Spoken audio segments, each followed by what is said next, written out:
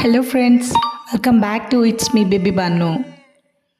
ఈరోజు మన రెసిపీ వచ్చేసి కోడిగుడ్లు చామదుంపల పులుసు.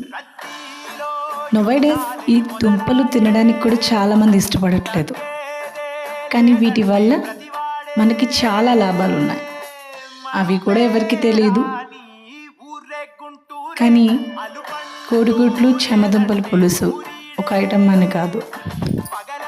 ఎముకలు కండరాలు బలపడడానికి చామదుంపలు బాగా పనిచేస్తాయి.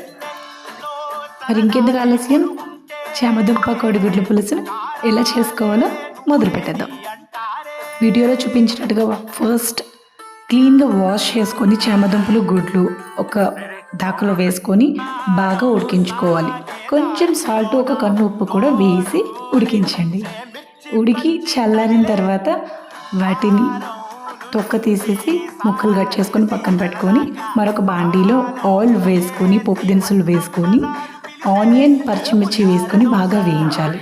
తర్వాత కొంచెం అల్లం వెల్లుల్లి పేస్ట్, కట్ చేసి పెట్టుకున్న చామదుంపలు వేసి బాగా కలుపుకోవాలి. టమాటా యూస్ చేసే వాళ్ళు యూస్ చేయండి, అండ్ కొంతమంది యూస్ చేయరు. ఇష్టం లేని వాళ్ళు స్కిప్ చేయొచ్చు. తర్వాత చామదుంపలు కలిపిన తర్వాత ముందుగా నానబెట్టి తీసుకున్న చింతపండు రసాన్ని కూడా వేసి 1 నిమిషం కలిపి తర్వాత పెద్ద గ్లాస్ వాటర్ వేసి బాగా మరిగేలా చూసుకోవాలి. ఇది సగం మరిగిన వెంటనే సరిపడినంత సాల్ట్ అండ్ బెల్లం చిన్న ముక్క వేసుకొని బాగా ఉడికించుకోవాలి.